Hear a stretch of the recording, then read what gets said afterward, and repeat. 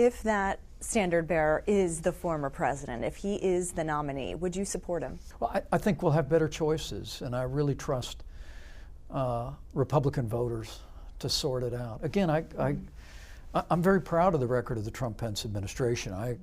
While Mike Pence won't disparage Donald Trump, the former vice president will ask a judge to block the special counsel's subpoena seeking Pence's testimony. Welcome to TYT's Overruled. I'm your legal analyst, Adrienne Lawrence.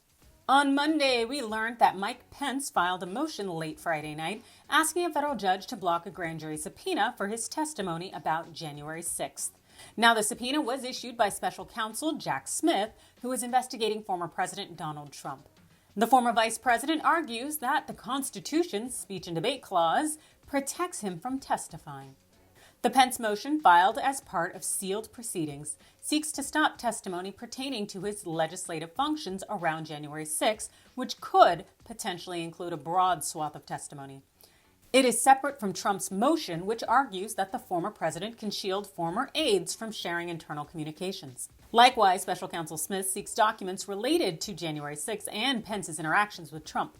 But the former vice president asserts that because he was also acting as president of the Senate that day, he is shielded by the speech or debate clause, which protects lawmakers from certain law enforcement actions targeted at their legislative duties. So what's the likelihood of Pence being able to get out of the subpoena? Well, I would say it kind of doesn't look so good for the former vice president, largely because he wrote that whole damn book about his interactions with President Trump. If Pence believes that these actions and these conversations were so protected in private, he would not have, put it in a book and then got paid for it. That kind of tells you that the interaction shouldn't be that protected. Also, Pence claiming that the conversations are protected by the speech or debate clause is also something that would at least be new possibly before these courts to see if that could be used as a form of protection. As we know, Trump and his cronies have been trying to use the executive privilege clause to get out of the way of maybe testifying under these subpoenas, and it hasn't been successful for them. So whether this clause of speech and debate will be helpful for insulating Pence is another question.